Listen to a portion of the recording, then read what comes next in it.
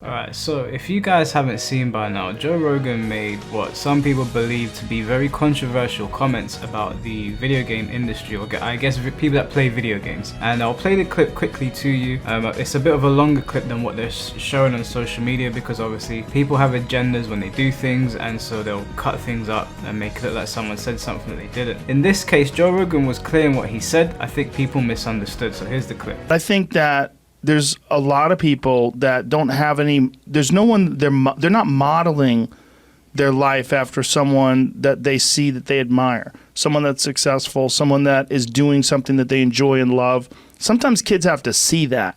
Right. And if their parents are living a bullish life and their neighbors live in a bullish life and most of their family lives a bullish life, they just lay around, you know, and then they seek refuge in drugs or video games or something that stimulates them. And video games are a real problem. They're a real problem. You know why? Because they're fun. Addictive. And you don't, I have a real problem with them. And you do them and they're real exciting, but you don't get anywhere. Right. It's like you could do like martial arts, right? You could learn jujitsu. You get obsessed by jiu-jitsu, and then 3 years later, you're like an elite jiu-jitsu athlete. You're entering in competitions. You're a purple belt. You're moving up. Yeah, you're doing well. Right. You're thinking like, I might be able to open my own school one day. You got confidence. Yeah, if I have 100 students and those 100 students are paying me X amount of dollars per month, I can make a living. Holy shit, I can have this would be amazing. And then you see your jiu-jitsu school, and your jiu-jitsu instructor has all these students and drives a Mercedes, and he's got a nice family, and like, that's the future. This way, you're doing something exciting and fun, and you don't. Or you could just be playing video games. 3 years later, you could be that same kid just playing video games, waiting for the next whatever the game is, next Xbox game to come out, and you're gonna waste your time. You have children.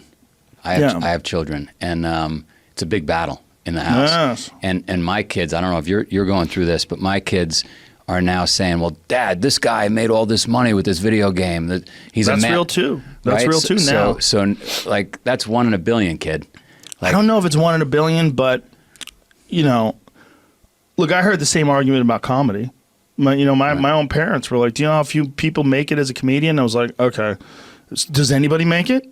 Somebody makes it, right? They figure out how to do it. They make a living. I'm going to do that. Just stop. I know what I'm doing. Now, Joe Rogan is wrong and he's right as well at the same time. Now, he's wrong in the sense that if you play video games, it doesn't mean that you're automatically a failure. But the thing is here is that I don't think that's what he was talking about. I think Joe Rogan is talking about people that sit on the couch all day playing video games non-stop. Now, there's nothing wrong with playing video games. If you want to come home from work and that's your way that you unwind, that's completely fine. That's what you want to do with your free time. No one's got any problems with that whatsoever. Joe Rogan's not talking about people that have gone on to be successful like Dr. Disrespect, people that have taken video games and they've applied it and they've turned it into a body of work and they're doing big things with their life. He's not talking about those people. He's talking about those people that come home from work and they have dreams and aspirations, and instead they sit there playing games all day as some sort of escape, or that they only play video games, that they do nothing else with it. I know someone personally, and I'm not going to say who they are, but I used to know them at least, and we were quite good friends, and all they would do was play video games and do nothing with it. There was no like ideas that came out of it. There was no trying to monetize it. There was nothing. It was just playing video games, not going to work. When the new game would come out, they'd take time off of work to sit there and play it, and not take time off as in they booked holiday. They would just take time off as in they wouldn't go in, they'd call in sick. Those people that do that are wasting their time. That's what I think Joe Rogan was getting at, because the other thing is Joe Rogan's talking from personal experience. Now, I'm an avid listener of the Joe Rogan podcast. I've been listening to Joe Rogan's podcast religiously for about 4 years now, and one of my friends turned me over to it, and I went back and watched some of the older episodes. So Joe Rogan, for those of you that don't know, was really into Quake. He would spend entire days playing Quake with his friends and doing nothing else with his time. And so he's speaking from a personal experience. Even though it came across as someone that doesn't know what they're talking about, I don't think Joe Rogan is so stupid as to pretend that people can't monetize and make a living from playing games. I don't think he is so dense as to think that. And the reason I don't think that, or the reason I know that, is because The clip goes on to elaborate. He does go on and say that people do make a living from video games and they are successful from playing video games, and that he's not necessarily talking about those people. He goes on, as you saw in the clip, to reference comedy, where a lot of people that are stand-up comedians don't really make it in life. They just end up quitting, or they end up in this like rut where they're doing the same show over and over again, maybe making like $50 a night. I don't know what the rate is. But he referenced there that his parents would tell him that, you know, people don't really make it in this line of work. And Joe was headstrong enough to identify that he could take it and make it successful. He wasn't interested in the 99% that don't make it. He was interested in being the 1%. Everyone can adopt that mentality and everyone should adopt that mentality, but not everyone is going to be successful. Now, it's important to take your passion and do the best that you can with it, and even if you're not as successful as you want to be, as long as you're trying to do something, no one can really shit on you for something like that. He's not shitting on people that play video games and enjoy them and want to monetize them and then go out and do other things in their lives. Me, for example, I like doing YouTube, I like playing video games, but also I go to the gym, I do a bit of martial arts, or at least I used to up until about 2 years ago. I spend time with my girlfriend, I work on other little projects outside of YouTube and gaming. I have 3 jobs, I'm currently working on a 4th. I have a lot of time that I'm trying to split up and make the most of my life. And I think Joe Rogan is talking about those people that don't really take life by the balls. They don't grab life by the balls, they just sit there playing video games all day. And it's not healthy to do that. It's really not healthy to do that. You should be applying yourself other areas of your life, or you should be taking your gaming skills to the next level. Become a tournament player, become a YouTuber, become a Twitch streamer. Do something that's going to benefit yourself, because the problem is that if you don't and you're just sitting there waiting for the next Halo game, or you're waiting for the next Final Fantasy game, and that's all there is to your life's calling, that's not good. You're not helping yourself there. That's not a success story. Nobody wants that. Nobody wants to be sitting on the couch getting fat all day playing video games. That might sound harsh to say, but that is the truth of it. It's important to take your passion and to apply yourself in other areas of your life and really just expand on it. We've seen loads of people take video games and do great things with them. As I said, I don't think Joe Rogan is taking the piss out of the people that do those things. He's not even taking the piss, he's simply identifying that there are a lot of people that waste their time playing video games when they shouldn't be. I've known people personally to do this. I still know people that do this. Hell, sometimes I procrastinate and play video games, but as long as you're able to identify the fact that you are procrastinating and you need to get off your ass and you need to do something, then there ain't going to be any problems, because you know you need to apply yourself in other areas of your life. Now, this has sparked like mass outrage in the gaming community. There's a lot of people that are not happy about it, and there are people that are siding with Joe Rogan. I saw Ninja was making the argument that Joe Rogan didn't really know what he was talking about and that people can make a living from it and that he doesn't understand the gaming community. But the thing is that Joe Rogan, to maybe a lesser degree than Ninja, does understand it, because what Joe Rogan is saying can be applied to any area of your life. I